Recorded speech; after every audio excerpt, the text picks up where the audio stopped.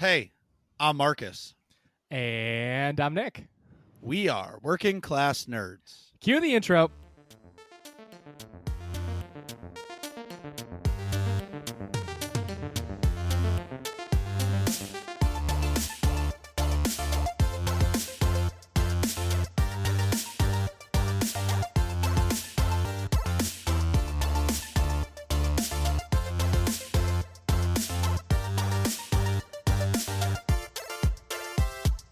That's right, we are Working Class Nerds, the podcast that gives you no information about your favorite information.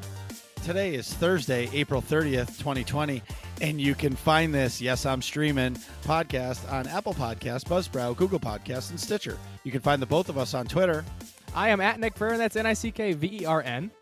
And I am at MarcusB814, and now you can see me at twitch.tv/MarcusB814. And this week's episode, we're talking with Jackie Cow, game developer for Gearbox Software, and of course, friend of the show. So together we're going to chat about what life as a game developer is like working from home. So imagine that comes with a whole unique set of challenges. So welcome to the show again, Jackie, and what have you been up to this week? Hey, thanks for having me back on. This week's been the same routine as the last couple of weeks, working from home. I'm not a fan of the working from home just because it's slower, and I like being around people. I consider myself an extrovert. Well, it's got to be tough, too, because you just started the job, right? Yeah, so like I was saying, it's slower. The whole onboarding process has been kind of not as fast as I would have liked. You know, it's a lot harder to be trained on tools and processes and whatnot when you can't just call someone over to your desk and computer and just look. You gotta wait on other people to finish their calls and whatnot. Is the software the same going from company to company, or is it completely different? It can be completely different. So over at Gearbox, we use Unreal Engine. Okay.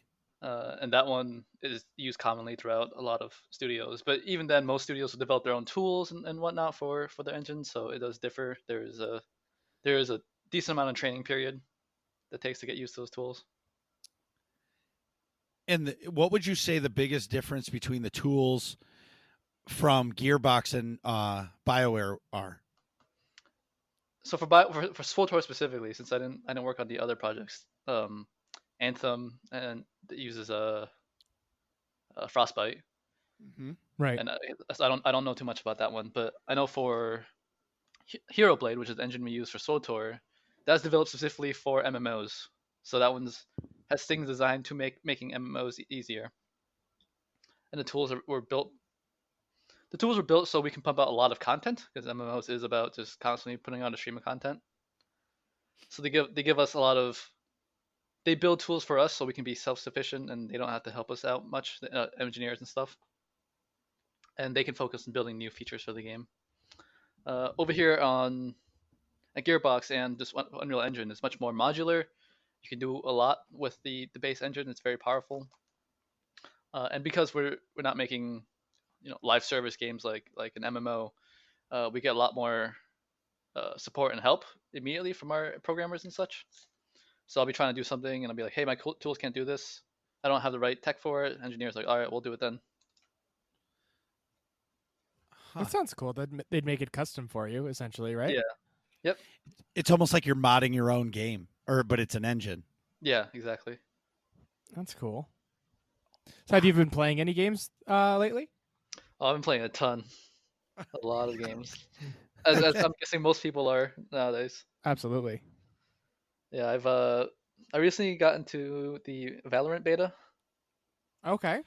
Oh, that is I'm trying to think. That is like a battle royale, but a survival version, right? No, that is the new Riot game. It's a first-person shooter. It's like Counter-Strike. But I'm trying to think. Like, you can leave the match. Is this the game I'm thinking of? I'm gonna Google it. What's it called? Valorant? Yeah, Valorant. Because there's a game that they were talking about is, so this is almost like Counter-Strike and like Overwatch kind of a thing? Yeah. Okay. because there's one that I saw that is like, I don't want to know if it's a battle royale or not, but you land, but you can like collect weapons and stuff, but you can leave the map, so you don't actually have to kill somebody during it. I just don't know the name of the game. Tarkov, is that what you're thinking of? No, it's. I don't think it's out yet. It was Okay. just in beta. It was just in beta. But this is sweet. Yeah, I, tactical shooters have always been like my favorite kind of shooters. So I played a lot of Rainbow Six growing up. I was playing a lot of Rainbow Six Siege before Hmm. Valorant. Dabbled in Counter Strike a little bit. So this is like the updated Counter Strike that a lot of people have been waiting for. Is it from a similar studio? It's not made by. Uh, Counter Strike was Valve, right? Yeah, this is by Riot. Okay. So it's their first. I want to say it's their first game that's not in the League of Legends universe. Okay. it's so is it in the Universal League of Legends for sure? No, it's not. It's so far from what we know, it's not in it. I'm pretty sure it's a new like IP and world. Oh, It's like a okay. modern-esque setting. Who knows? Maybe they'll be like, hey, this is the world of League in the future, but I doubt that. I think it's its own separate universe and IP. Oh, this game looks sweet, but you have to apply to get into the beta. So the beta process is weird. You have to watch streams of people streaming the beta, and then you get a Twitch drop, which is beta access. Oh wow, that's kind of ingenious. It is, but there's been I was actually reading an article about this last night. There's been leading to a lot of issues with Twitch where people will record them like a VOD of themselves playing, and then just play that on their own stream over and over. So like more than half the people that are streaming Valorant aren't actually live, Oh Oh, I wow, see. Yeah. and most of the people watching streams aren't actually watching. They just have it in the background looking for like a drop. So actual but streamers are like, wait, I want to engage with my audience though. I don't want just like Yeah. AFK Right. watchers. Right. So but they're, that they're they're trying to address that right now. that's interesting because it's the loopholes, right? You give somebody an inch, you're going to take a mile. If you put a gate to stop people from going into the beta to do it a certain way, people are going to find a loophole to get around it to get in because people are going to want to play the game. Yep. And I see, I kind of like I don't know what game it was that I applied to be in the beta, but it was you applied, you told them your PC specs, or they did like a scan of your computer, or you could tell them you applied, and then you would wait, and then you would get an email if they accepted you. You know, um, and I kind of like that because then they can kind of they want somebody that's computer has a 960 in it, and then they want somebody that has a Titan in it. You know what I mean? To see how it runs on all of them. Yeah. I'm not a big fan of apply for the beta and you know jump through hoops to get it. My favorite way to get in the beta is if you pre-order the game, because you pre-order it on Amazon, you get your beta key, and then you cancel it, and you can still play in the beta Yeah. For free, right? for free, That's, right? well, now you just spilled the beans. We might not be No able to way, do that that's the way to anymore. do it. Yeah. But then again, I applied. Shit, it's a couple years ago now. I applied for a beta on something, and and I got it, and I played like 2 seconds of the beta, and I was like, "This is terrible." Well, I forgot to cancel it, and when it came out, oh, your digital code is here, and I'm like, I just wasted $60 on this. It was shit. It's gonna come back to me. Um, but what else have you been playing? Anything other than Valorant? Valorant. I picked up Ghost Recon Wildlands again. Gonna try to finish that finally. What do you Uh, think of that? I love it. I love open world games. But did you ever play any like? Did you play Ghost Recon Future Soldier? Yes, Okay, which game do you prefer? I prefer Wildlands. See, I found that the open world Ghost Recon doesn't feel like Ghost Recon to me, and maybe that's like because I'm an old guy. Mhm. Um, it just doesn't feel like Ghost Recon was to me. Yeah, I'll agree. It's different. The way I saw Wildlands, like okay, they're like reinventing this series with a different, it's basically a whole different gameplay. Whatever, they just putting the Ghost Recon name on it. But as a It's game, almost Wildlands. It's almost like Assassin's Creed Ghost Recon Yeah, or essentially. Grand Theft Auto Ghost Recon. Actually, just last night I was like, yeah, this game feels like Grand Theft Auto. You can run around and drive vehicles and kind of do Run whatever. people over. Yeah. See, I never had a lot of experience with the Ghost Recon games. I had a lot more experience with the Rainbow Six games, like Vegas or Vegas Oh, that 4, was fun. New or Vegas, or not New Vegas. Yeah, Rainbow Six Vegas. yeah, Yeah, Vegas, those are Vegas super 2. fun. Yeah, Put And those so were then many hours in super fun. Vegas too. me too. Especially, I didn't. So way back in my PS2 days, I didn't have like online or anything. I would just play local multiplayer against my neighbor, and Mhm. I like the bots where we do like terrorist hunt or something. And Mhm. I was probably 10 or so, maybe 12, something like that. But so we weren't that good at it anyway. We would just sink hours and hours trying to get through like the terrorist hunt of the different maps and things like that. It was awesome. You say PlayStation 2 or Xbox 360? That might have been 360. I don't recall precisely which system. If I had to guess, it was probably the 360. No, because 360 I would have been online for. It must have been PS2. And as you're just mentioning the Xbox, just come on. The Xbox Series X looks so awesome. I It can't definitely wait for does. it. Jackie, you can't play wait for it. primarily on PC, right? Yeah, but I do have consoles. I have a Switch and I have a PS4. Aha. So that's what I wanted to say, or wanted to ask was, which next gen console are you kind of like eyeballing more, the Series X Uh, or the PS5? PS5. So I've owned PlayStation products ever since the PS1. Okay, well that's fair. Yeah, and also just I have a PC, and most games I want to play on Xbox or come out for PC anyway. Well, that is true. And if you don't have a PC, the Xbox is the way to go, in my opinion. But having a PC, Xbox or Microsoft has said all games that are released for the Xbox will be available for the PC on day one. Hmm. So for me, it's like, okay, do you even, do I buy an Xbox? But the things the Xbox can do are so dope. Um, it makes me excited for console gaming versus the PlayStation. It's not going to be able to compare. Yeah, Yeah, PlayStation I'm in for mainly the exclusives. That and like, I mean, what I tell everyone that's looking for a console, just get the consoles that your friends are all playing too. Well, that's the hardest part because everybody had an Xbox 360 Yeah. because the interface was the best, right? Xbox Live was the best in that era. It's still Xbox Live blows away the PlayStation Network, in my opinion. But the PlayStation 4 clearly beat the Xbox. Oh shit, what is it called? Xbox what? Xbox Um, One. yeah, the Xbox One series. Yeah. And so now with the next gen coming and all the systems are going to be backwards compatible, I can't imagine that if you have a PlayStation 4, you're not going to buy the PlayStation 5. Hmm. I feel like at this point you're locked in, and with Sony owning so many of the studios and all of those exclusives, how are you going to give that up for the Xbox, for Halo, essentially? Right. Yeah. Because didn't the Xbox 360 have the Call of Duty series for the exclusives back in the day? Yeah, it did. I don't During think the PlayStation 3 and Xbox 360, yes, I it don't did. I don't think there Because were big exclusives though. Like it's not like no.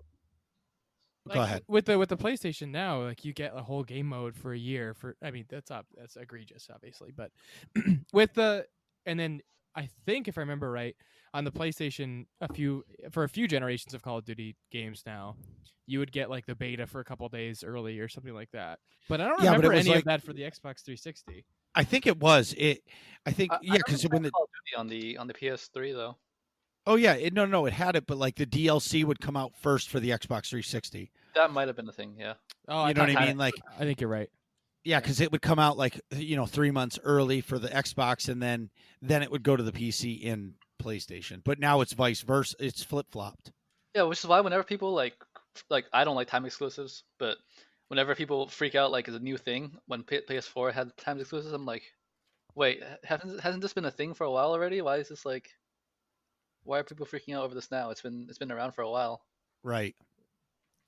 The thing that bothers me for Sony's exclusives is they don't release them on the PC, which I think sucks because the PC is really the definitive editions of games.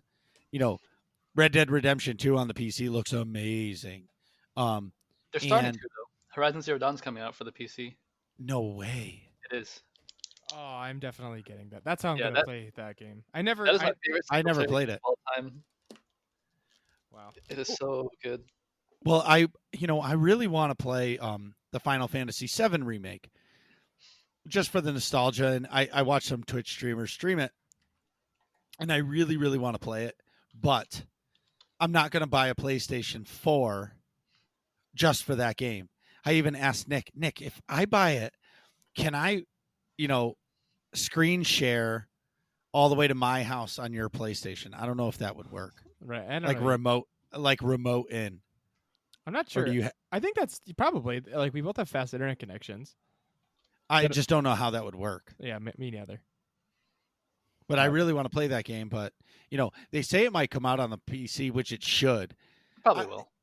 Well, Call of Duty for me this year changed the game because it's fully what's the word I'm looking for? Shit. Cross-platform. And it works. Yeah, the people with a keyboard and mouse have the advantage because Nick, remember when we played? Oh yeah, It was a was- giant difference. Right, but being able to play with Nick is huge because I'm on the PC and he's on his console. This was before he got his new laptop. Right. But yeah, Speaking of which, we got to link up to play some Warzone soon. for sure. Before the we next gotta- episode, that'll be our pledge. Yeah, our pledge. I like that. So Nick, what have you been up to this week? So, not a whole lot of fun things, but I have been grinding in a different way for career stuff. So, I don't know how many people recall, but there was like a common app for when you were applying from high school into college where you could fill out one application and it gets sent to a bunch of different schools rather than having to fill out, an individual application for every single school. So when you apply to physician's assistant schools or PA schools, they have one of those as well. It's called the CASPA. I forget what it precisely stands for, but it's basically the common CASPA. Can you see it? No, I've been rocking the CASPA. No, can you see through it? Is it invisible? No, I don't know. Get it? Friendly. Caspa? Yeah, is it friendly? Never mind. That Jackie went right over his head. That went right over my head.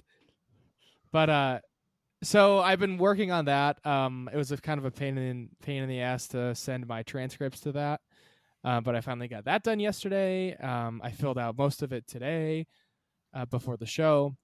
And then I've been working again since I had the COVID or the Rona, if you will.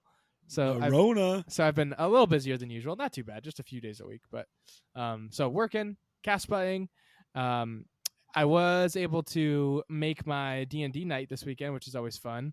I almost died as per usual because the dungeon master likes to pick on my character because he hits super duper hard on enemies and kind of screws up the balance of things. So I'm usually the first one to get attacked, and I usually almost die. Like for example, not this week, but the week prior, my character got paralyzed by this giant mushroom monster and then swallowed whole for like 8 turns or something. So it's just stuck inside this thing, which is kind of funny. That is funny. Did you see crazy colors inside the mushroom? Oh yeah, my guy was high as balls. He was just tripping in there. But my character, I don't know if I explained this. My character is essentially a Wookiee archer who's like a monk and smokes a bunch of weed all the time. Oh, But anywho, I'm almost done with that application. Wait. What's the Wookiee's name? So I forgot to name him until I was introducing the character, and I had this big long backstory of him like appearing, and all you saw was like an orange glow from his pipe, and then he like came out of the shadows, and all the other characters in the party were like startled because my stealth skill is really high. That was like the intro. I was like, oh hey, and I forgot to like think of a name. So because he's technically like more like a Sasquatch, but I made him like a Wookiee, and I panicked and I just said, hey, my name's Chewie, but I spelled it with Perfect. but I made him like with a funky spelling, so it's not quite the same. Okay. But anywho, That was my D&D night Sunday. And then other than that, I'm like almost done with the first application for the first school, I should say. I have to write this big long personal statement that I got to do some research on first to see like sort of what types of things they're looking for and stuff like that. But it's been mostly working things like that the past couple of weeks. So that's it for me. Marcus, how have you been doing, and what have you been doing in game things? So looks like you have a lot. You've been texting me that you keep beating things. So sounds like Death Star Troopers have been doing a lot. So well, actually no, but anyway. So I'm the complete opposite of you, Nick. So I've been working like crazy inside my shop, but at night, so my wife is home with the kids every single day. So by like 8:30, okay, perfect example. Last night we started watching. This is the worst TV show I've ever seen in my life. It's like Joe Exotic or Tiger Bitch or something. It's the dumbest fucking show I've ever seen in my life. Okay, it's called Tiger King. Okay, Tiger King, Tiger whatever. Okay, but it almost is so shitty that you have to watch it. So we're watching the first episode, and I turn around and like I heard the couch going chick chick chick, and I'm like, oh, she's getting comfortable. She's about to be sound asleep. But by the end of the first episode, shh, and so she came out of that. And I was like, Carrie, are you watching the show? And she's like, oh my God, I'm so tired. So almost every single night, she's been sleeping early. So I'm just playing video games. So Perfect. I've been talking about streaming for has to be a year, right? I'm gonna do it. I'm gonna stream. And then I never do. Right. Well, I've got nothing else to do, and so I just started. Thanks to Doc and Kogus for helping me get this whole Streamlabs OBS thing all figured out, because I'm a complete idiot when it comes to this shit. But I did it, and it's pretty fun. So I guess there's something called now I don't know anything about this. So there's something called the Twitch affiliate. Okay. So basically it's so people can subscribe to your channel. You have to have 50 followers. You have to stream 8 hours over the course of 30 days. And each stream has to have, or you have to have like, I don't know how many streams have to have like a concurrent of like 3 viewers or 4 viewers. Well, I've had that like the first 2 streams I've had, and I've already got 44 followers. So it's like, I'm almost there. And it's actually pretty cool, but I was up until like 2:30 in the morning the other day on the program, trying to like do things. Have you ever do something and you're like, oh, I'm just going to do one more thing. And then as soon as you start doing that one more thing, it opens up a rabbit hole for another thing. And you're like, oh shit. So now I got to do this thing and that thing. Okay, I'll do that. And then you complete one, but it opens up the next door for the next thing. And you're like, oh my God. And next thing you know, it was 2:30 in the morning, and I got up at 6 and went to work, and I was tired. I know that feeling very well. I did that the other day, but I didn't mean to. I just couldn't sleep, so I just kept watching episodes of something. If I might cut in, I started rewatching It's Always Sunny in Philadelphia. It's such a good show. Oh my God, I forgot how funny it was. Oh, I forgot to talk about my hike. We can circle back to that after, but anywho, Always Sunny until like 3 in the morning because I couldn't sleep, and then just kept going and watching it. Yeah, it happens. So in Star Wars, I finally, on my Saturday night team, Damage Control, we beat Nahut in hard mode, which was fantastic. And the week before, we beat Avelia and Esne. Yep. And then we went to the Skyva fight, and it totally yeah, there's a lot going on. It's like walking into a nightclub for a rave party. That's how many lights and like beams and everything that are going on during the whole thing. But that's progression. Death Star Troopers, on the other hand, so we filled 2 spots that needed to be filled, DPS spots, and we've been progging on Revan. And the person who made the Revan fight you know who you are, Mr. P. That fight's like, I just want to say, like, F the mechanics, okay? Wait, which It's fight a is this? Revan. You're doing the Revan fight now? Yeah. Okay. on hard mode, right? Yeah. Oh, Or veteran, I think. Yeah. Well, whatever. Veteran mode, hard mode, same thing. It sucks. Like, there's so much going on, and I just oh, and then so there's a first floor, next, second floor, third floor. Well, there's been a few times where I just fell off the stairs and we had to wipe the team because I couldn't even walk upstairs. Let's just put it that way. Oh my, that's the worst. well, speaking of Um, rating, I've been rating in Destiny 2 a lot. You know, Really? you should join up with some of the our AIE people. They're doing all the raids all the time. There's Yeah. a pretty popular clan for AIE. We have. Well, I guess I used to be in Austin. There's a group of Austin game developers that play together, and we raid every week and do all this stuff. Oh, that's sweet. I would love to play Destiny. I just don't have the time. Yeah, it's not in the greatest state right now either. How come? It went free to play. Everybody I thought was playing it. Yeah, it's just the content is very. You get bored of it quickly. It doesn't Well, have that fun loop that you want to be doing all the time. oh, so you're saying the content isn't constant? They have a stream of content coming out. It's just because they're doing a seasonal model, so every season there's a new repeatable game mode that they want you to grind and all that stuff. Yeah. The repeatable game modes have not been as fun as previous seasons. Uh, ever since I want to say ever since they split from Activision, I think just the loss of half their dev team has impacted them like that. Yeah. But long term, I think Destiny 3 or whatever they do next will be better off because Activision isn't a part of it. Maybe. Hopefully, 100%. if they take their time to do it, right? If they're going off the schedule they had before, they're like, oh, Destiny 2 took us this long, so let's do the same for Destiny 3. Probably not, because like I said, they have half the people they used to have. I'm sure. Well, most games now when they launch, they're not what they're supposed to be. Mm-hmm. But then again, when people love the IP, they stick around. I mean, in SOTOR, content comes out, like slower than a snail. I don't know what's slower than a snail, Nick. I don't know if any creatures are slower than a snail. That's about as slow as you get. Okay, that's the amount. That's how fast the content comes out for SOTOR. Mm-hmm. So it's anything that So I understand slow content, but the fact that Bungie owns it, I feel like long term it's going to be better.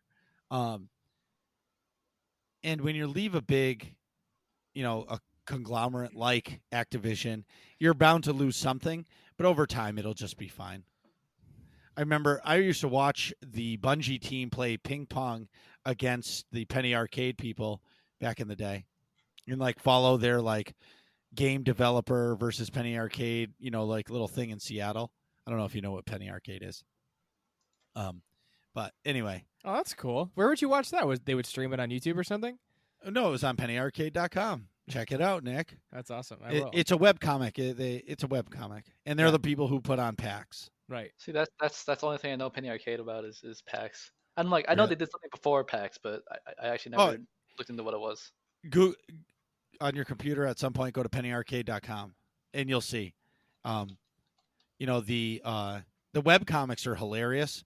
Some of my favorite. Okay, do you remember Call of Duty Modern Warfare 2? Yes, Nick, I know you do. Yep. I put a lot of hours in that game. Okay, so us too. Do you remember the double shotgun? Mm-hmm. Yeah, it was like the 1886 or something akimbo. Yeah, and it was like unstoppable. Yeah, they did a web comic of it. If you go to the search bar in Penny Arcade, type in dog rapist, they were talking about how awful it is. They were trying to decide which worse. The guy that runs around at super speed with a commando knife or the double shotgun dude. And then when they were like, yeah, that guy's a dog rapist, and because they hate him so much. It was so funny that I bought the print and had it printed out because it was that funny to me. And, just certain stuff like that. But anyways, the other thing is Battlefront 2. I have been playing that so much. I don't know why I didn't buy it. I got sucked into the hype of loot boxes. Yeah, I really did. the notoriety, I guess.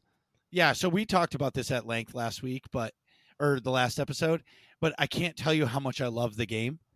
And every time I play a battle droid, I just keep saying Roger, Roger, and everything about it I love.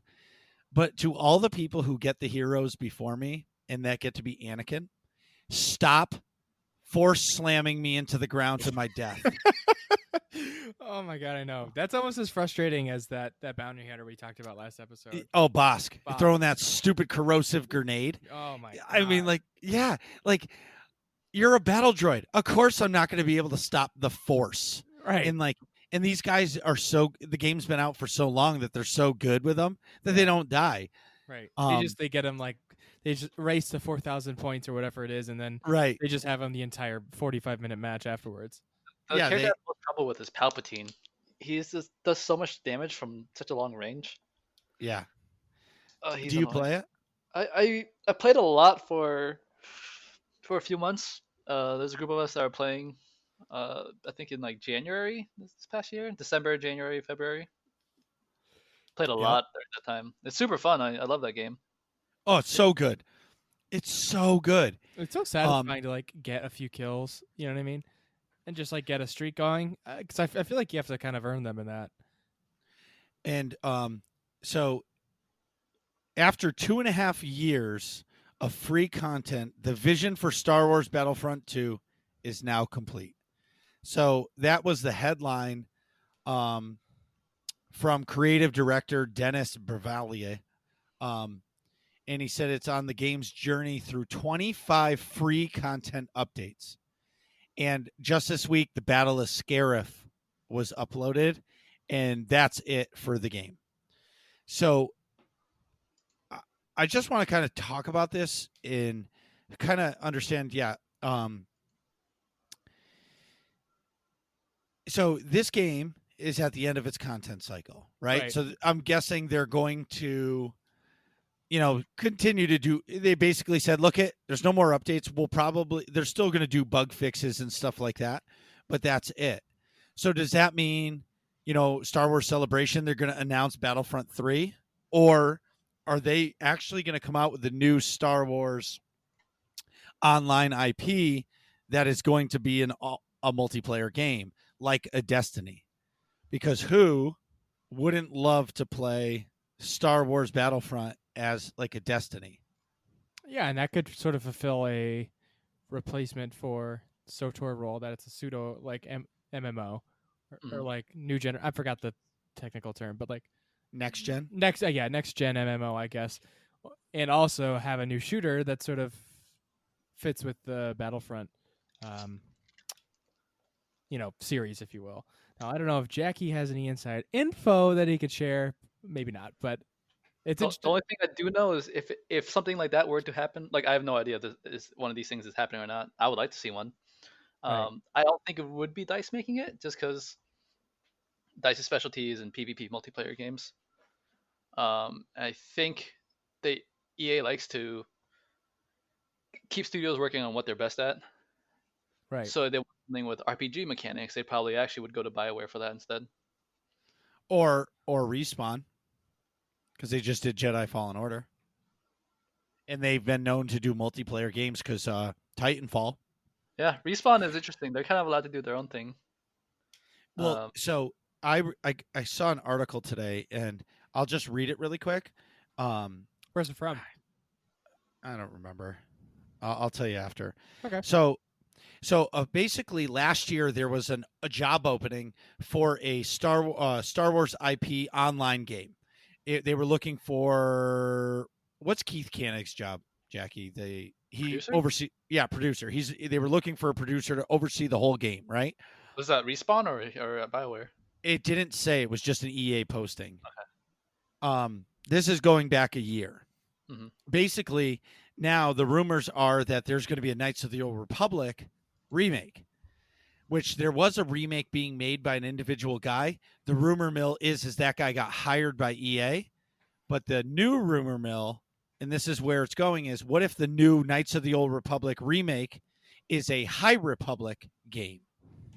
And that is set in the High Republic to try to introduce this new series of events. Oh, that could be cool. Because And that High Republic thing, they said it's gonna be taking place in non-screen media, right?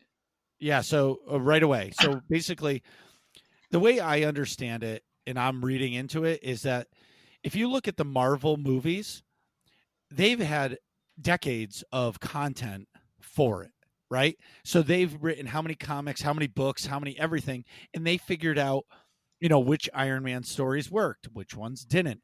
How, Tony Stark as a snarky guy works better than Tony Stark as a really nice guy, because in all of the comics everything has ever happened or has happened. So I believe that they're going to put out a bunch of books, bunch of games, bunch of everything, throw a bunch of slime to the wall, see what sticks, and then boom, make the movie. So everybody likes the movies like they do the Marvel movies. Because how many Marvel movies can you say that you actually don't like? Not many. I don't Yeah, think any of like them. a handful, maybe like 3. Yeah, exactly. Yeah, Iron Man 3, Iron Man 2. Iron Man 2 was, I didn't mind Iron Okay. Man 2. Iron Man 3, I did not like. Yeah, I agree. I feel like it was thrown together. But anyway, so going with that is the next Battlefront game going to be an online game? And to comment on what you say, Nick, about the SOTOR ending, I don't think so. I think SOTOR's in a weird place where it has its subscribers, it has its dedicated players, i.e., me, and I'm not going to stop playing it just because there's a Battlefront online game.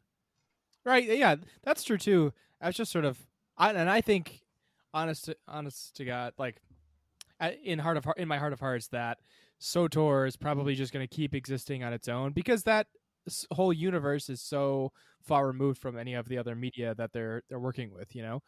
SOTOR can just continue to be its own game, um, and not interfere with any of the other Star Wars IPs. I feel like. Right, because It's not like, it's especially if they're not exploring anything in the Old Republic. Like, who cares what SOTOR's doing? well, and Disney's smart. Disney knows if they make a movie about Revan or the Old Republic or anything that already has been done, people are going to be mad because it's not their Star Wars, right? Right. Exactly. They make a Star Wars universe, excuse me, that they create, And then people are nobody can pumped. complain because people can have in their minds what they imagine the High Republic to be, but what you see and what you read is going to be the only thing that is actually true for it. So they're going to be able to mold this over the course of years Yeah, that's a great and point. make, you know what I mean? So it's almost like they're playing the long-term game for a win. Mhm. Right. And to be honest, I think they should take a break from Star Wars movies for a little while. Play the Disney Plus show game, get that going, the Obi-Wan series. And I personally would like to see like a Darth Vader series. That would be cool, especially him like recruiting all of the Or Inquisitors and even stuff like exactly, like a 5-part miniseries, something, which I think those things will come eventually. But like, we don't need a movie on the screen for a while. Disney Plus will keep us busy Right. with that. I But would. back to I would. go ahead. I would love to see Hayden Christensen be like a scarred up Vader. Never happen. I, Never. I think I know. I'm pie in the sky dreaming here, but I think that would be really cool to see him. I don't think he would mind coming back and doing stuff as Vader. Especially since he's all gonna be all mangled anyway. You won't tell that he looks a lot older. But anywho, that's just my pipe dream because I think we get a good amount of Inquisitor stuff in Rebels. We get a good amount of Inquisitor stuff in the Force Awakens, or sorry, Jedi Fallen Order. But other than that, I mean, I don't. There's probably books on it, but I haven't seen too much recently about that whole transition period between him becoming Vader and A New Hope. So that would be cool to have like a little mini series, even if it was one season or something, on him Yeah, just doing stuff and like hunting down the remaining Jedi and things like that. the only thing is the only thing Darth Vader is the comics. What do you think, Jackie? I don't know. I think we don't, or probably the general public probably doesn't want any more movies in the Skywalker saga for a little bit. Oh Or no, that's over. Yeah. yeah, hence why they're pushing the High Republic stuff. Besides, they're still doing Obi-Wan show, right? Or is that not happening? Well, it is coming, but it's delayed. Okay. I think the story. I think if they're going to do the Obi-Wan story, the story has to be good. Yeah. And what you saw this year with the Mandalorian, and I loved the show. This is going to be a criticism, but as you saw, like the season was what, 8 episodes. Mhm. 4 of those episodes were complete filler, and there was no, I understand there's filler episodes on like a 20 episode season, sure, but like on an 8 episode season, I don't believe that there should be 4 filler episodes that aren't driving the story forward. It's just, I'm a bounty hunter and I'm going to do a bounty hunting thing. You know what I mean? Somebody's going to try to take the Yoda baby. You know what I mean? So I think they're learning as they go, but I think the Obi-Wan series is going to be sweet. I think they could use that Obi-Wan. They use the Obi-Wan series to help tell like what Darth Vader was doing in that time period. That's true, especially if they interact. Yeah. Obviously. Which I'm sure they want that. That's like the main relation back then was Vader and Obi-Wan, or Anakin and Obi-Wan. So the last thing that I did, Trials of Mana, which is a JRPG game that comes back, dates all the way back to Final Fantasy Tactics or Adventure, and then it was Collections of Mana, Secret of Mana, and I played them all. Like, Nick, those weren't a game that I just picked up and played twice and then never played again. Those are actual games that I played. I don't believe it. And I'll show you the achievement list on my old Game Boy. But the new one came out for the Switch, so I have not opened it yet because I bought a capture card for my computer so I can plug my Switch into my computer and I can stream it. And I'm going to stream this game. Yep. I'm taking this shit seriously. I even got a green screen, Nick. You did? Yep. Oh yeah, that's how you had Nar Shaddaa behind you, right? Yep. Damn. Wait, quick question. How does that capture card work? So you plug the HDMI from the Switch into the capture card? Correct. Okay, and then no. So the Switch has to be docked, and then the HDMI will plug into like a mini HDMI, and they have 2 kinds of capture cards. One is like external that you would use like on an Xbox or a PlayStation, and then my capture card is going to be inserted into my motherboard, and then I just plug it into my PC, and I'll be playing the Switch on my PC. That sounds so awesome. Oh, I can't wait. Especially on all these crazy monitors. And here's the thing, is for me, the whole streaming thing is going to push me to play the game. And if people are watching me play it, they're going to hold me accountable to play it. So this is your way of finishing your games? Yeah, this is the way that I'm going to actually finish my games. And this isn't because Jackie's on. I've been waiting for Borderlands 2 to come out on the PC and not through the bullshit Epic Game Store. But he just told me it's 50% off. I was hoping to get a free code, but hint, I didn't happen. You mean Borderlands 3, not Borderlands 2? Yes, Borderlands 3. I have them all, and I've beaten them all. But unfortunately, I use up all my free codes for. No, I'm just messing with you. I have no problem supporting you in your develop. Listen, I buy that game that helps you with a job. I'm in. I mean, I still pay for my own sub for SOTOR. So, right. Anyway, so a SOTOR sub. Yeah, I'm sure. Devs get free subs, but no longer work there. I wonder if I still have a sub. I haven't logged on that game for a while. Well, I mean, you've spent so much time with it. Like, that's completely understandable. Yeah. So I'm going to be playing Trials of Mana, and then did you guys see the new trailer for that Assassin's Creed game? No, I didn't. No, I saw teaser images. I didn't see the trailer. Did that what? Wait. Yeah, the trailer just came out today. Both of you, I'm going to ramble about it, and you two watch the trailer right now. So I'm going to keep talking about streaming and all this stuff. But anyways, what's it called? So it's just type in Google new Assassin's Creed trailer. Valhalla. Valhalla. Yeah, what? So Nick, it's set in Nordic times? Yes, they're Vikings. So I played, Assassin's Creed Odyssey, which was the Greek mythology one. Yeah. And I literally played it 2 days, bought my strategy guide. Yeah, but you always do that.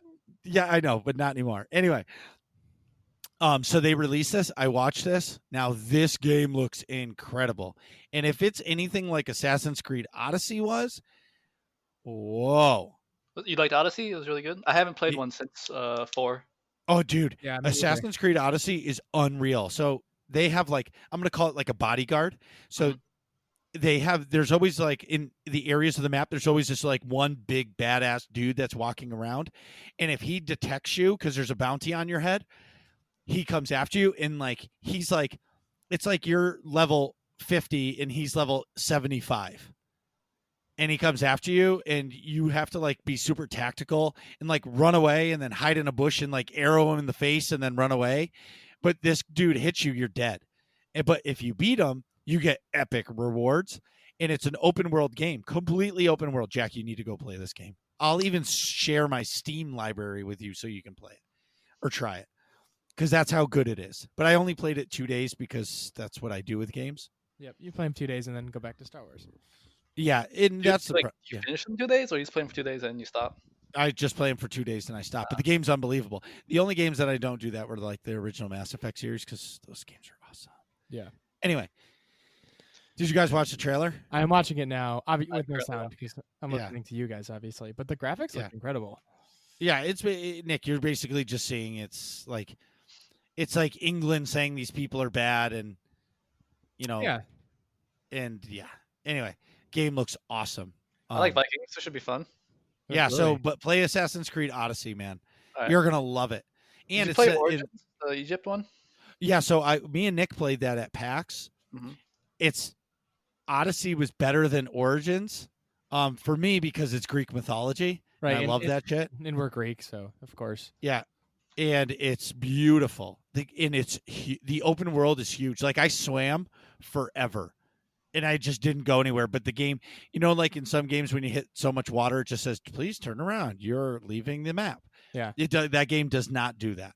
That's I just swam. Yeah, that game is unbelievable. I'll have to play those. Maybe I've been looking for like a non-first person shooter to play. Maybe I'll jump into that for a bit. Well, just log into my Steam and just use my Steam library. Okay. I'll add it to the list. I got so many games on backlog I'm trying to get through right now. I've managed to get through 4 so far during this virus lockdown.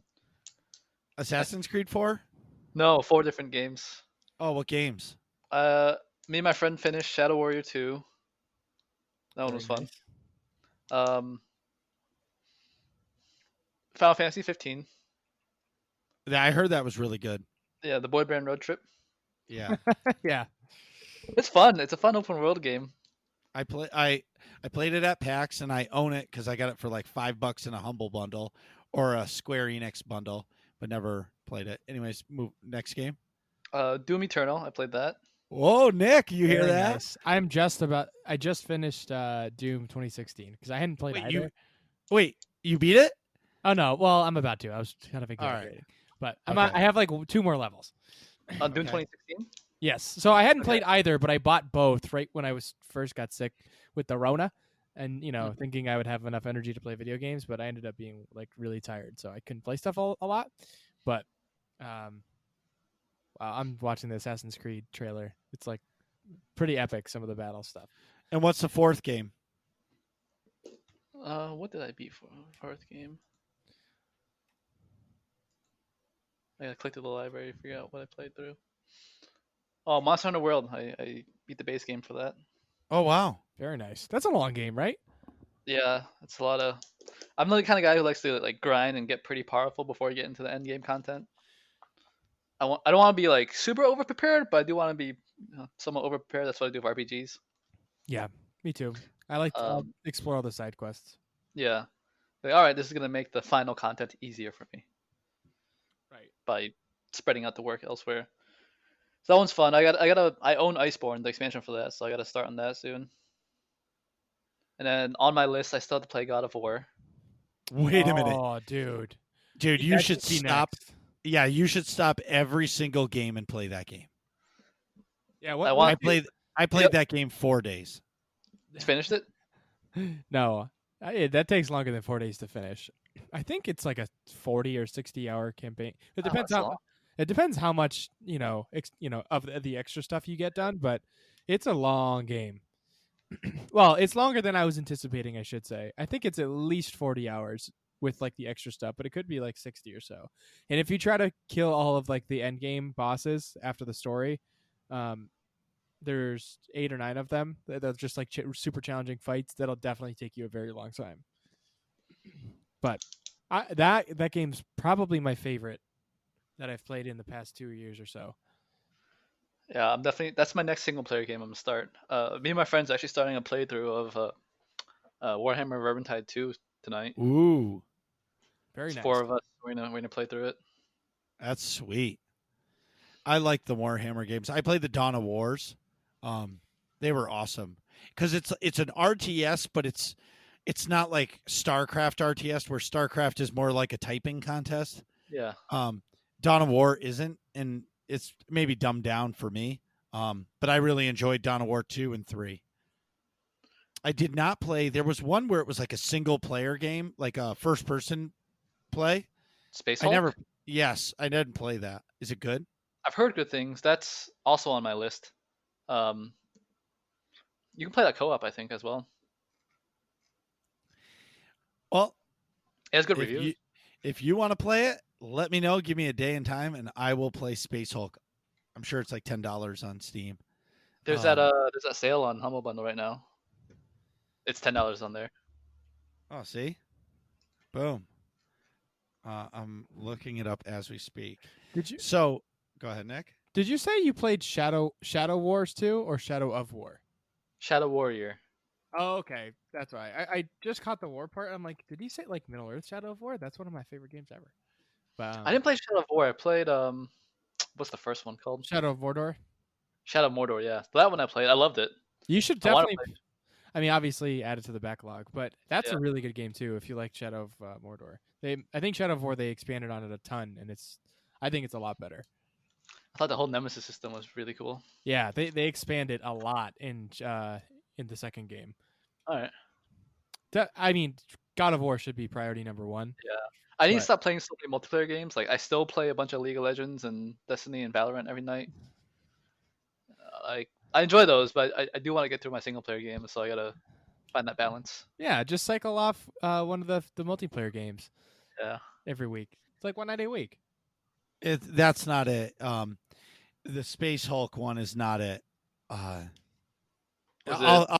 Was it Colonial or was it Space Marine? That's like Space Marine. That's it. Yes. the Gears of War one. That one's also on sale. Yeah, that's the game because it's a first person. Like I'm going to say a first person shooter. It's not a tactical game at all, or it might be the way it plays, but it's a first person. I always wanted to play like Warhammer, the board game with all the figures, but I'm old and I don't know anybody that does that. And as good old Sweet Brown says, ain't nobody got time for that. There's a time consuming hobby from what I've heard. You Yep. gotta paint all your figures and stuff, and you gotta like Yeah. learn all the rules and Right. You're better off playing Star Wars, that game that we saw at PAX, Nick. Oh, what game was that? Imperial Assault. Yes. Anyways, moving on. In SOTOR news, 6.11 dropped. There's conquest changes that it's insane. So basically, I'm going to tell you how to make your conquest. Are you ready? Yeah. Log in, 5,000 conquest points. Give one gift to one of your companions, 5,000 conquest points. Pick your nose, 5,000 conquest points. Enter an instance, 5,000 conquest points. Continue on. Oh, you need a med pack and you use it, 5,000 conquest points. It's so easy to get conquest now. It almost makes it so it's nobody's going to care about it anymore. You know what I mean? It's just you basically play for an hour and you get conquest on your planet. And I mean, I understand why they're doing it because they're trying to make conquest available for the new players, but at the same time, they're kind of taking away from the end game experience of the game. And maybe it's because most of the players don't reach end game now. I don't know, but it's really, really easy. I some things I don't know why they do what they do. Something that they did do is they extended the double XP for over a month. I think it goes until the end of May or beginning of June, which is pretty cool. So I'm hoping to finish all my class stories. And there was an update this past week that it was just to fix bugs. I know they're still working on Nightmare Duxon, but I haven't heard how that's going at all. I know that the other modes of Duxon are still bugged, and there's still some things that aren't fixed. So, but I'm sure, Jackie will admit, like, working from home and trying to fix this stuff probably isn't as easy as it was being in the office. It definitely slows things down. If anything, it just makes everything a little slower. Sure. But, I'm hoping, and basically they said that like the content updates are, who knows when they're coming because of this whole COVID stuff. Sure. So in AIE news, Nick, May 22nd at 9 p.m. Mark your calendars. Free up your schedules. Call out from work. Find somebody to cover your shift because it's Mega, the monthly Epic Guild activity. And what are we doing, Marcus? It looks like there's going to be on the imp side, which is the correct side. Correct. And we're going to do a Datacron hunt, and we're going to continue to all focus on whoever doesn't have them all to get them all so we can all get the achievement of Datacron Master. What's your favorite Datacron you guys ever done? Well, the McKeb one is unbelievable. But I achieved it by getting summoned to it. But I attempted it a couple times and I just said no.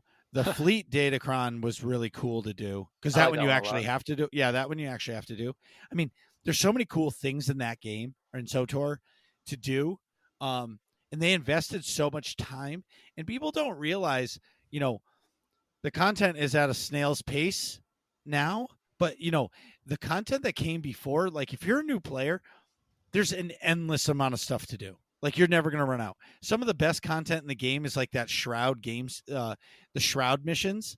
Like those missions are incredible. Some of the best missions I've ever played in games.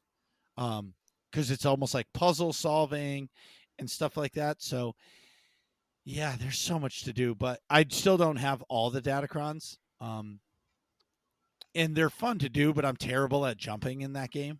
I feel like the jump mechanics in that game are just god awful. Yeah, or maybe it's me with a space bar. I'm not as good with a space bar. No, jumping in the game is not the greatest. There's too much of a delay between pressing it and the actual jump. Yep. But yeah. Hey, make sure. Go ahead. I was just gonna say, make sure everybody, if all this sounds fun to you, you should go to aie-guild.org and jump at the Discord and ask for a guild invite. Because whether or not you play Star Wars: The Old Republic or any of the other games we play or we've been talking about, so with Destiny or any of the other games we were just chatting about, we'd love to have you. Come on over. Come play with Marcus and I. Nick, do you have to use the bathroom? As per usual, I do. So we'll be right back. Jeez, Nick, hurry up. We're trying to finish this podcast. And we're back. So now we'd like to pick Jackie's brain about what it's like to have to develop games from home and lots of other things about what he's got going on. So here we go. Jackie, first off, how was the move north? What was that like? It's pretty smooth for the most part. I just packed a lot of stuff in Austin. We had a moving company that came to basically do most of the packing for us, so we just packed all our valuables. Oh, that's sweet. Yeah. Yeah, once you have that, like I can never go back to like pack my own stuff. Now, did you have to pay or did the new job pay? New job pay. There was a relocation package. Whoa. What? That's fantastic. Yeah. So they paid for the move, they paid for the temporary living, so because they put me in a hotel for a week while the movers were moving our stuff in. Wow. Wait a minute. So did they like set up your new house or whatever, or apartment also? The house, they had a relocation service that recommended a realtor to me. Okay. Like, this is a good realtor we trust, and then basically through her is how we got the house. Yeah, but so the moving company like would set up all of your furniture and things that you had for you while you're at a hotel. Wow, that's awesome. That's unbelievable. Yeah, so you just walk into a furnished house with all your stuff in it. Yep. Man, Yeah, Nick. Note Nick, to can you self. imagine? Yeah, no, Nick. Can you imagine me never calling you and hey, Nick, I gotta move.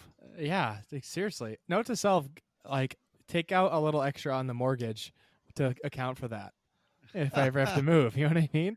It saves you so much time. Yeah. Oh my And God. hassle. That's just like stress, you know? So Jackie, I know you and your girlfriend had a dog in Mhm. Austin, but I recently saw that you got another dog. How the dogs getting along? They get along pretty well. They, for the most part, they ignore each other. They acknowledge each other's existence, and that's about it. Wow, Um, that's funny. except sometimes, uh, my dog Zelda, the first one we she will jump at him to kind of mark her territory. Yep. So if I'm laying down in bed and he comes to try to come near and stuff, she'll do guard dog things and kind of tackle him. Get away from my daddy. Yeah. That's awesome. Yeah, that is awesome. And just for the record, the dog's name is fantastic. What's the boy's name? Mr. Poro. Okay, what's the significance? So a Poro is a creature in the League of Legends world that's a small, fluffy, white thing, Oh, that's Oh, funny. okay. which is what this new dog is too. Is a small, fluffy white dog. And your other dog's black? Yep. Zelda. I like Yeah. that. She's name a named lot. Zelda because that was her name at the shelter. Oh, that's Oh, no perfect. shit. Yeah, and she responded to it. So I'm like, well, she responds to that name. There's no reason to change it. Yeah, No. and it's fitting anyway. Yeah. It's perfect. Yeah, it's a fantastic name. Can you tell us about your experience with Gearbox? It's been pretty good so far. Like, I got to. Unfortunately, I was only in the studio for 3 weeks before we had to start the work from home, Right. like 3 or 4 weeks. So, in the time there, though, everyone was friendly. A lot of company activities to you know keep us entertained and morale up and stuff. The transition to work from home has been pretty smooth, like tech wise and all that. The only issue is it's been slower than I prefer, but that's been the case for anywhere working from home, right? It slows things down. Of course. Yeah, but Yeah. but did you like get to go to your office or your cubicle or whatever it is and take their supercomputer home with you? That's what I wanted to ask. Like, what kind of is there Or a you- difference in equipment from one to the other? So I'm using my home computer, but anything I didn't have, I could go there and request it, and they would give it to me. I think some people that probably had bad computers probably could take their computers home. you I just don't have the know, space here for two. hey, Mr. Boss, I'm used to running two 2080 Ti's at the same time. I'm gonna need that. Oh, sure, here you go. Yeah, what I don't know if you can tell us, but what kind of like hardware are you working with typically? Like At graphics work? card wise and that. Yeah. I'm trying to think what I have at work. I briefly checked my specs when I first started, and I'm like, I think it's a 10 something series, maybe a 1070. Oh, so it's nothing Huh. too crazy. Like Yeah. obviously to play the games it can take a lot, if they'll be graphically intense, but to make them it's not too bad because I'm assuming I don't really know how that works. Depends on what you're doing. I guess if you're like if you're running a bunch of art, you might need something a little more powerful. But if you're just Right. working on like individualized assets, it's not as bad. Yeah. Yeah, I suppose that makes sense. This Versus, 1070 is pretty strong for it. Like the game runs really well on 1070 already. right. That's true. What game are you working on currently? It is a unannounced title. Oh, Okay. Something new. Something exciting. I'm like really pumped to be working on it. you should have started with. That's a great question. But Okay. um, So wait, is it a new IP or is it a sequel in an existing IP for Gearbox? That is stuff I cannot answer yet. Well, it was worth a shot. Yeah. for sure. No, that's great. It's, I guess, coming to a new studio, working on a new game, an undisclosed game, right? Mhm. It has to be exciting because you were working on a game that when you started working for BioWare, the game was already released, right? So it's got to be a complete different experience to be able to, you're building the game from the ground up. It is, The yeah, new and game. that was the whole reason I left BioWare in the first place, was to have the opportunity to work on a game from the ground up, something new. Um, like And working shiny. on working on Soul Tour is fun and all, but I do want to be able to do something from the beginning, ship a game from start to end. That's got to be substantially more gratifying to know that like you molded that product Hmm. substantially more. Yeah, definitely. And That's- go ahead, Nick. No, go ahead, Marcus. Oh, so are you? Oh, what is your job title at Gearbox? Official job title is game designer. I'm on they call it the creature team, enemy team. I basically design enemies. Oh, that's fantastic. That Yep. was sort of in your wheelhouse at BioWare as well, right? You were Yeah. designing fights for flashpoints and things. Hmm. You know what, Jackie? You should. I should hire you or commission you to make my stream starting soon. Be right back and ending screen art. That'd be fantastic. My art Anyways, we'll skills are a little. I'll say they're mediocre. That's such bullshit. Now I'm calling bullshit on that. You got hired by a dev company to create enemies in a game. I'm pretty sure your talent is pretty legit. Nick, Well, so do you smell it too? Come on. Yeah. I'll give Come you on. the process for designing enemies. I like because I mostly focus on their functionality. So I can do like a rough sketch of like, oh, this is what it could look like, and I usually hand it to the the art team. our team is like, all right, they can make All something that's, right. I suppose you neatly dug yourself out of that hole. Yeah, So that I was can- neatly done, but I still call bullshit on that. I can draw well enough to convey some information, like the rough idea of what it can do or what it needs to do. Sure. I'm much better at drawing maps than anything because I started off as a level designer. Oh, okay. Draw That's me still a cool. map. Right. Yeah. Draw me a map. I mean, it's not like your Marcus's screens would be 3D, creatures. That would be tricky to draw. It would be 2D, like more like a map. Yeah. I'm just saying, the possibilities are endless. What would you say your biggest challenge from working at home is? I would say trying to like set my own schedule and also trying to coordinate schedules with other people. Like we work from home, people kind of just work in their own time, me included. Yeah, so it's So, not like yeah, I'll everyone's at the office for 8 or something. Yeah, it's just like, all right, I'll get my 8 hours work done throughout the day in various fashion. Oh, so what happens if you need to get a hold of Nick because he's doing something that is part of what you're doing, but you're doing this at 10 in the morning and Nick's lazy ass is still sleeping at 10 in the morning. Right. And and you're like, I need to do this in order to move forward. Mhm. Do they give you multiple projects to do? So like if you can't achieve this goal, you just switch over to something else? There's usually enough things on yeah, there's usually enough things where you can jump around to work on different things. So you could be like, I'm working on like mob of I'm just making it up, but goblins or something. But you can also have like lizard man boss that you need to work on in the Yeah, meantime exactly. as well or something. Yeah. But the bigger problem is, and we you mentioned this before, or both of you guys mentioned this before we started recording, was like how your dad works for the grocery thing and has to contact someone, but that someone might be on call with someone else, so you just have to wait. Right. It's There's not a like lot you of can, that. You can just go to their office, right? Yeah, because I'll hop on we use Microsoft Teams. I'll hop on Teams. I'd be like, oh, so and so's in the call meeting. I don't know when they're gonna come back because I didn't have that face to face with them in the morning. So it's just a lot of that. It's like someone else is already talking to the person you need to talk to, so your task has been shifted by like an hour or two, which is why my work is spread out through the day. Right. Because you have a lot of those like, oh, I'm just waiting to talk to this person about a project. Yeah. But I have to kill an hour or something like that. Yeah. Sometimes I'll transition to work on something else. Other times, like if it doesn't make sense to, then I'll just boot something up and play it for a little bit. Well, at least you kind of have that freedom to do stuff like that. Mm-hmm. A lot of people don't. So, okay, so obviously you're sitting in front of your computer for hours and hours on end. If you're playing a game in between working and things like that, I got to ask, what kind of chair do you have? This is kind of completely tangential here, but That's a great question. Like, because I my have- chair I like for like an hour or two, but even now I'm Yeah. starting to get uncomfortable. So I have an IKEA chair. Okay. Nothing super fancy, but one of the nicer models. And then Google it, Nick.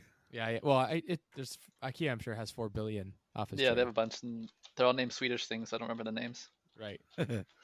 I do want to get a gaming chair at some point, just something that has like lumbar support, or like a nice office chair that has that. Yeah.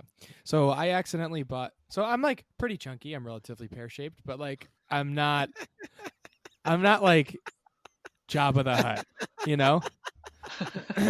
So the office chair that I bought, it came in 2 sizes. It came in like regular and large. I was like, oh, like I'm a pretty bigger dude. I'm like 6 feet tall, 220, got big legs and things. I'll get the bigger one.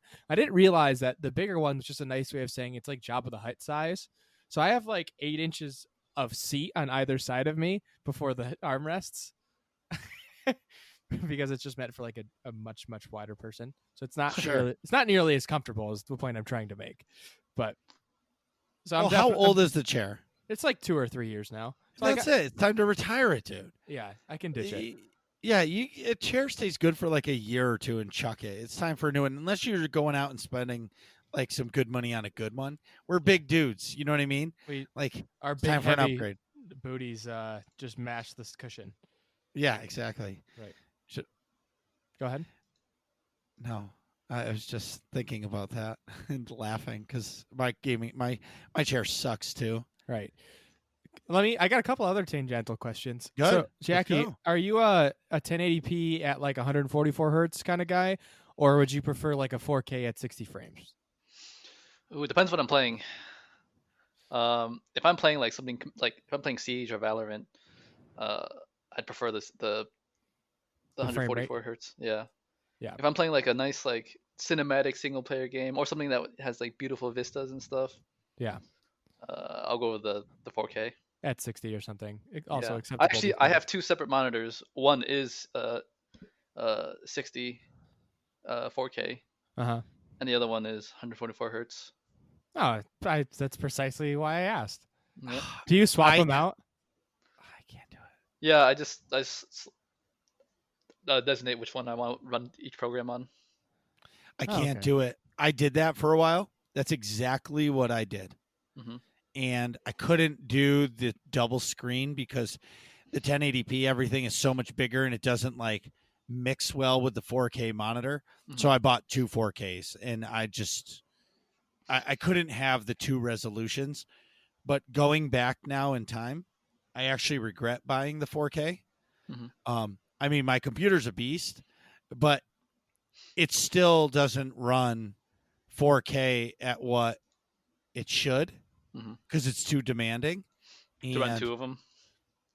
No, to run one because my max frames, depending on what I play, like Star Wars Battlefront 2, at 4K on Ultra, I'm only getting like 35 frames a second. So I turn it on high and I get my full 60. You know what I mean? Yeah. It's tough to render that, I guess is what I'm saying. And, I regret it because I could buy a 144 hertz monitor at 1080p and it'll look fantastic, whatever I play, because it's so smooth. So I actually regret buying the 4K monitors. The way having one of each works for me is that my non 4K one, I usually just keep like Discord and other chat things on, because it's easier to read the text on that. Yep. And then videos and other stuff, if I'm just like browsing, is played on my 4K. Sure. That makes sense. What do you have for a video card at your house? 2070. Oh, perfect. I have a 2060 in my laptop. My new fancy one. What kind did you get? I got a Asus Tough. I forgot what it's called. It's like their Tough book. Tough gaming. Yeah, Tough Gaming series. It's got a 2060. An AMD processor. Ryzen 7. Yep. Nothing too crazy. 512 gigabyte solid state, 16 gigabytes of RAM. That's plenty. It's all you need. And 140. You got a 144 hertz screen though. Yes, 144 hertz, 1080. screen on it, which is pretty sweet. All for the and the thing that I really liked was I got it through Newegg.com, and Marcus informed me that I had a Newegg has a credit line you can get, and you can if you apply for a credit line, and then get like a decent limit on it. Which if you have like decent credit, you can get a $1,000 or more. And if you make one purchase that's more than $500, it's 0% interest for 12 months. So I bought this laptop. It was like, I think the final price was like $1,268 or something like that with tax. So I just paid it off in 3 months, and now I just have a sweet laptop for essentially no interest, which I'm pretty pumped about. Like if you can spend, I just thought it was an awesome deal, and I needed a new laptop anyway. So I was like, why? I can definitely afford $300 a month. That's awesome for 3 months or 4 months.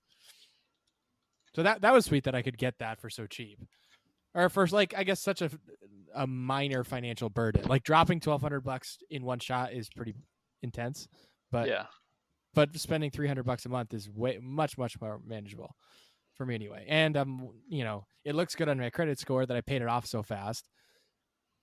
And now I just have this like, sort of floaty computer parts account for anything. Like if I want to go buy a PS5 when it comes out, I can just put it on that and then pay it off easily, especially if I do it all in one purchase. Now I think even so, if it's more than $500, it's 0% interest for 12 months. And I think if it's over 300, it's 0% interest for 6 months. So if I go buy a console later, that'll still be 0% interest for as long as I pay it off within 6 months, that's absolutely doable. Yeah, 100%. Although the laptop's sweet, I was more pumped up about that financial deal through Newegg, which I had not heard about at all until Marcus was like, "Yeah, check. Some companies offer that. Check it out." Nick, you have any other questions? I don't think so. I think we covered quite a lot, Jackie. Yeah. This is where the intro sound of dun dun dun comes. What is the difference between Gearbox and BioWare working environments? Yeah, now that you've been there for quite a while and you're not just dipping your toes in Gearbox, you got a little more gritty details. The big difference is Gearbox is privately owned. All our executives are in the same building as us, so information travels a lot faster. That makes sense. If you have questions of the higher ups, you literally just message them or stop at the office and ask them. Wow. So things can get done a lot faster. Yeah. What do you miss? Go ahead. And there's less of like worrying about shareholders and stock price and stuff, because that any kind of corporation, right? That's a big thing. Mm-hmm. For us, that's Gearbox is not. Well, not we don't have we don't have stock, so that's non-existent. Oh right, they're not publicly traded or anything either. Yep. I get what you're saying. Mm-hmm. That's cool. What do you miss from BioWare? I guess the benefit of being put on like such a large corporation is the fact that you have all these other studios that are part of like the EA family. So you have DICE and along with BioWare and and like FIFA and stuff, and you do get cool stuff from them, like tech, stuff that they're working on. Help when you need to. Like the help comes a little slower, but the expertise is there from different areas. Like if you look at a Battlefront, a lot of the vehicles were done by Criterion in the UK, who specialize in racing games. They worked on Burnout and Need for Speed. Oh, that's cool. That's interesting. Yeah, so you got to have vehicle expertise to help out. Where at Gearbox, it's all in house. Yeah. Huh.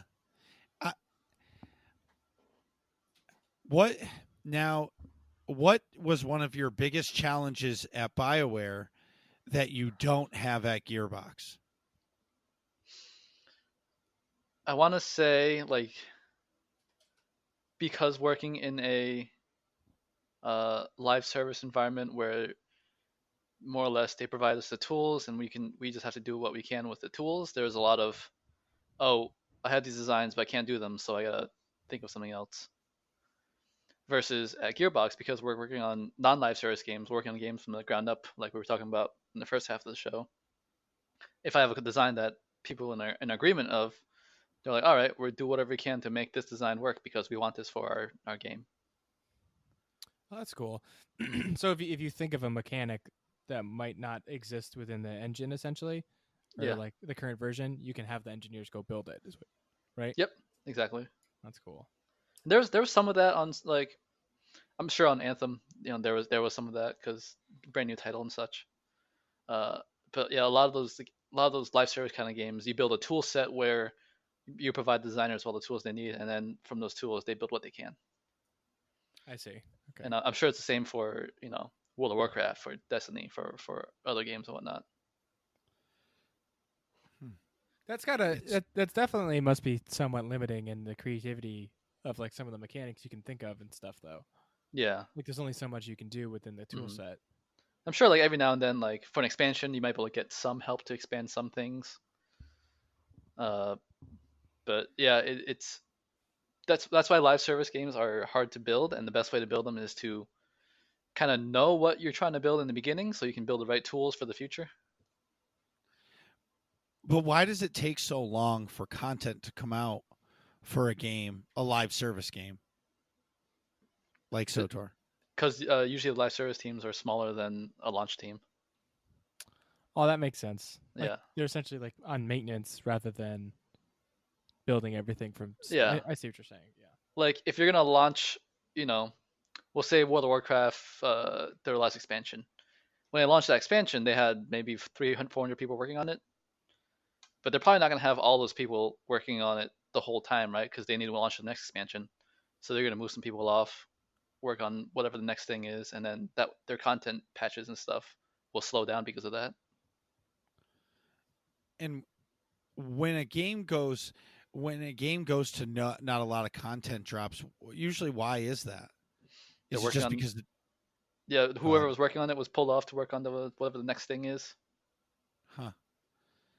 Because that I would say is my most frustrating part of, SOTOR versus other games. You see other MMOs or other games drop new content all the time, and it feels like SOTOR is the Star Wars IP, and you would think that's like over the moon popular, but the content comes out so slow, so I feel like it's hard to retain players.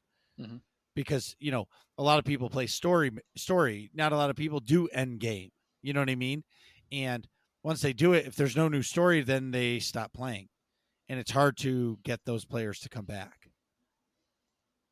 Right. Yeah, that's definitely an issue. And I mean, I was talking about earlier, I'm currently experiencing that with Destiny, right? Where it's like, yeah, there's not as much content right now. It's harder to keep me around. Right. And in these times, what sucks is it's hard to keep people around because now is the time to do it. What did Steam reported? Like the highest concurrent players ever was like 23 million players on the Steam platform alone at the same time. That's insane. That is insane. That's how many people are playing video games right now. Well, there's more than that because they play on more than just Steam, but that is still a right. preposterous number of people. And think about it, all of that. There's 10 times more than that on console, probably. Right. Right. Yeah, that's true. And just on Fortnite alone. Yeah. Yeah. Well, into SOTOR a little bit more. Why are there issues they call desync? Why does that happen with this game? What, like client server desync stuff? Yeah. Because some things are client side only, and it happens with a few other games too. Like I was actually running into that problem with I think it was something in Destiny where the client was registering something that the server wasn't. It happens a lot in Rainbow Six Siege as well. Like a lot of the destruction is client side only. That's why if you guys play like in Siege and other things, like Peeker's advantage happens because the client and the server aren't always synced together. Right. Like there's tick rates where it refreshes to each other. But why does that happen? Do you know? It's just technical limitations. Yeah, but Oh. it's almost like your monitor and computer not having synced frame rates, if that makes sense. Like the Mhm. server of what's registering your actions versus what you're doing aren't precisely synced up, so you can have things sort of not line up correctly. Like I'm not sure how that might apply to SOTOR, but like in Siege, for example, um, you might have saw somebody and shot their head, but the server registered your cursor, a little to the left of their head, because like as if your reticle hadn't gone all the way to their head yet. So from your end, it looked like you pulled the trigger on their head, but in the server, you missed a little bit Yeah. or In Siege, something you like definitely that. see that because there's a kill cam. Right. And then in the kill cam, yeah, you shoot to the left of them, but you're like, that's not what happened in real time. Yep. Do you know the reason why Gearbox went for the cell shader games versus, you know, photorealistic or, the art like Guild Wars 2 look? Did they ever tell you why they did that? They didn't tell me specifically. I remember reading an article sometime back, like a while ago about it. It's probably floating somewhere on the internet, but I know Borderlands was originally not the art style it currently is now. Like there's trailers of what original Borderlands was supposed to look like, and it's not cel shaded at all. I don't know if you've ever seen those. No, I'll have to look it up. Yeah, it's like semi-realistic. But at some point in development of Borderlands 1, they decided to switch it. Like I remember reading why. I don't remember why. I think it was definitely, obviously, it was wicked successful, so it was a good move. But I think logically, it makes sense to stand out more amongst Hmm. a sea of other first-person shooters. Yeah. I know this style ages better, right? Like if you go, I went back and played Borderlands 1 just for fun, like a few months ago, and I was like, oh, this game actually still looks pretty good. Yeah. Yeah, it still looks current. Yeah, because it's It kind very of doesn't go stylized. out. Yeah, it doesn't go out of style. Hmm. Oh right, yeah. There's a cover. I just googled it. Original Borderlands art style. There's a cover of Game Informer where it's not all cel shaded. Yeah, It and almost there's looks video too. You can probably Google like original Borderlands art style, and you can see trailers of what it looked like. right. I wonder Definitely. what made it change. Do you miss working at Bioware ever? Yeah, there's things I miss about it. Like it's I miss the people. I liked everyone I worked with. Sure. And do you feel like you haven't connected with everybody at Gearbox because, a month after you started there, this shit happened? Yeah, it does. It does definitely impede on that. Like first month, I met some people. They're real cool. Starting to get lunch and stuff together and make plans to hang out. And then the process was going on, and then this happened, which really did hamper everything. The virus. Yeah, we're trying to set up like game nights, and the studio's doing really good on trying to keep people sane and keep the morale up. Like, they sent us a care package with a bunch of goodies like snacks and toilet paper and a puzzle. Really? Yeah, That's awesome. it might be on my Wow. Twitter. You might be able to see the picture. Oh, that's fantastic. That's pretty cool. Yeah, and they organize a movie night every week. How do you guys all watch it? I don't know. The last few weeks, movies have been things I've already watched, so I haven't participated. But I'm sure I know there's like ways, links, and stuff you can use to everyone watch the movie at the same time. Right. Like Um, I mean, you might be able to stream it over a Discord, but I used to use an app called Rabbit, but it exists anymore. But that was like you could sort of FaceTime or Zoom while also looking at a shared screen. mhm. It was like a virtual desktop type of thing. So I would pull up like Netflix on that virtual desktop, and then I could watch a show, a show or something with somebody else, and then also talk like to each other during it. Yeah. Which, like, if you have like 50 people, that might be kind of rough because you'll hear everybody like ruffling around and stuff. But Yeah, we're trying to organize game nights too. I volunteer to organize one of them. I haven't decided which one I'll organize yet. Maybe I'll do like League or Valorant or Guild Wars or Rainbow Six, one of those games. if you let me know if you want to play Siege Yeah. ever, because I have that on PS4 and also my PC. Well, I'm always down for Siege. I love Siege. I Yeah, haven't played in anytime. a long time, but I really like it. Even so, I like Valorant a lot, but I think Siege is still my favorite tactical shooter. It's my favorite ever for sure. Mhm. The question is, do you think they make another one? Another Siege? Yeah. Yeah, I think so. I think it's like it's one of those games that's I predict is here to stay because I mean, look at how long Counter Strike's been around, right? Mm-hmm. Um, it's genre defining enough where and it's competitive enough where the following will be there. As long as they keep on supporting it, people will keep on playing it. That's true. Do, If they don't make another Siege, they'll just keep it going forever, I think. Yeah. At some point, maybe they'll keep what they have and just make like an engine update. Right. That'd be cool. yeah. Well, speaking of engine update and like the last, how to make a game last, right? And talking more about all of the things to keep things around.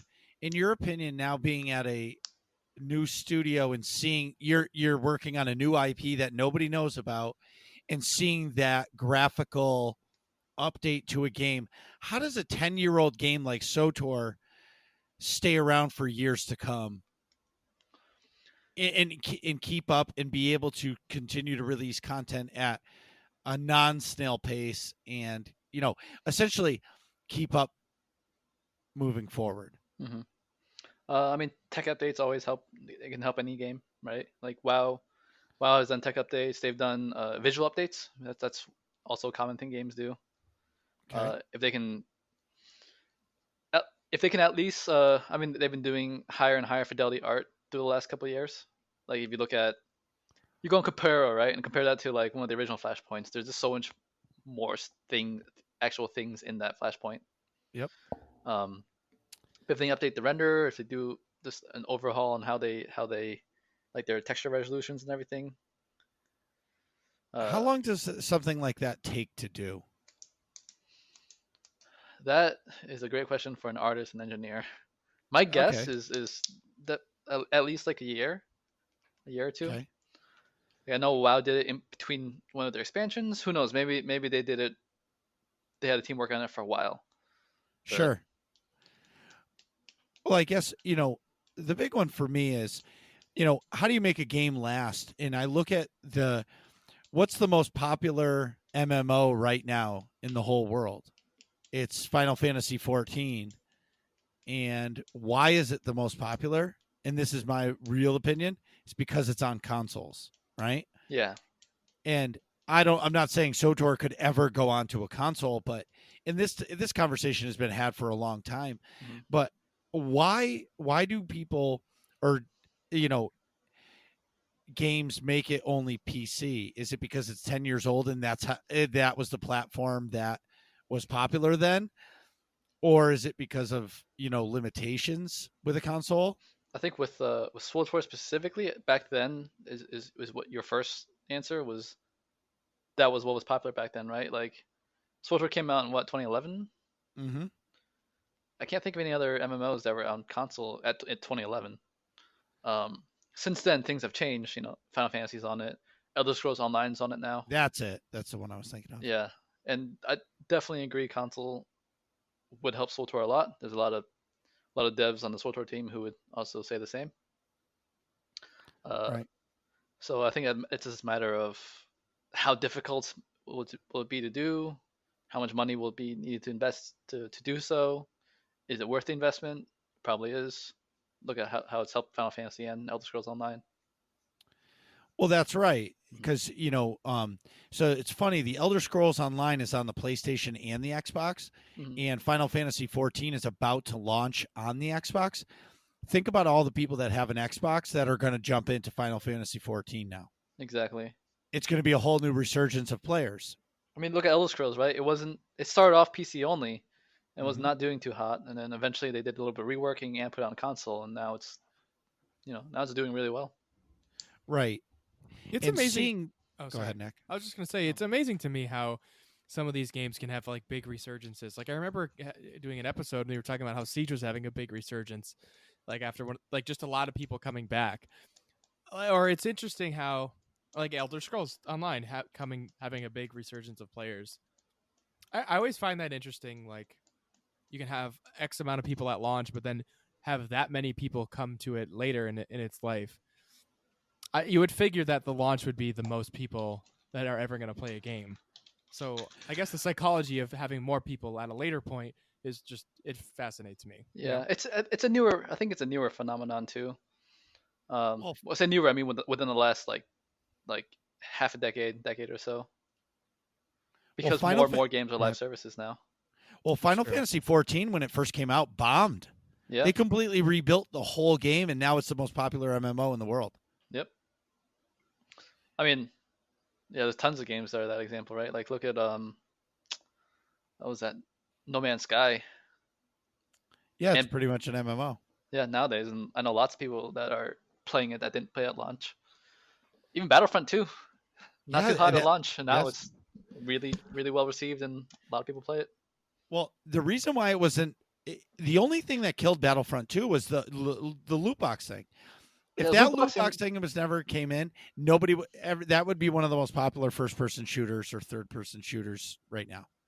Loot box, and because of loot box, the progression was a little off in the beginning, but yeah, once they fixed that, which is like 4 months later, 5 months later, it was solid. Yeah. And once they added enough maps and everything, it became really good. Listen, when I play the Supremacy on what is it, Camino. Mhm. I mean, you're in the hallway of those Camino hallways, and it's pure white.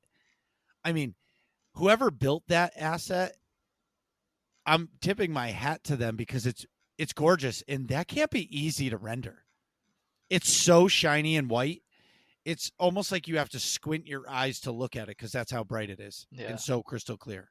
It feels It's so amazing. Star Wars when you're in there. Well, that's right. And then you run outside to the platforms and you see the waves crashing over stuff, and you're like, "Holy shit! I'm really on Camino. Where's Django Right. and Baby Boba?" Right. It's for me now. You know, with SOTOR is I want to see this game last for a while. Like I really like all the devs, but it's hard for me to see the future of the way the content is being released right now and the way it's, you know, in the cycle it's in. You know, I feel like the game needs a drastic change or a change of something. Would you agree? In order for this game to last for, you know, WoW's been what, 15 years? Yeah. You know, how does SOTOR make it another 15 years Mhm. or another 5-10 years? You know what I mean? Unless obviously if that's not the cycle plan, but I can't imagine that it's not because it's making money. I just think it needs like a lot of the MMOs, they start dwindling down, and then they release some expansion that has a lot of big systemic changes, technical changes, visual changes, whatnot, and it brings all those people back. WoW's had those ups and downs, and after expansion or two, they'll have one just like standout expansion that brings so many people back. I think that was Legion for them. I think that's what SWTOR needs, is just an expansion that brings tons of people back. Right. An update, something like that. A big like earth-shattering update. Yeah. Not just a regular story one. Mm-hmm. I like Final Fantasy is the most popular right now because each of the expansions have been amazing, and each time it just brings in more and more people. And they're every month or every 3 months, there's a huge update to the game. Mm-hmm. The only thing I don't like about Final Fantasy 14 is you have to do the entire story in order. Like the story unlocks, like you have to play so much of the story before you get your first flashpoint, which is called a dungeon. Yeah. Then it forces you to play through the whole story, which I'm not saying it's a bad thing, but it's almost monotonous. It is. The vanilla story is. I'm not fully through it either, but I'm still working through it slowly. It's so hard. I'll play it for an hour and I feel like I'm falling asleep. And I understand the later expansions, the story gets good.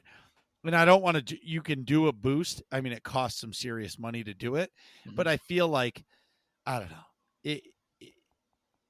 It just, I like if I create a tune and like double XP gets me to level 70 or whatever their max level is, I want to raid. That's what I want to do. But you can't because it's locked behind story content. Yep. So it forces you to play hundreds of hours before you can actually do the thing you want to do. And for me, in 2020, I got a wife and kids, ain't nobody got time for that. So my last question, and I know the answer you're going to tell me is, so SOTOR's 10th anniversary is coming. Mm-hmm. Is there anything that you're really excited for the game that you found out before you left? Or is that a top secret? I can't tell you. That's more of a I don't know what they're doing for it. Sure. Charles did say they're planning something big. I don't know what that is. Yeah. All right. That's fair. Yeah. I'm excited to see. I'm curious and excited to see what it is too. Sure. Actually, part B of the last question. So tell everybody what game you're working on for Gearbox. I am working on an unannounced title for Gearbox. Sorry. That tone Thanks of so much. voice Yeah. was perfect. Yeah. Thanks so much, Jackie, for coming back, and let's play some games. Yeah, for sure. No problem. Thanks for having me on. Absolutely anytime. See you soon, Jackie. See ya.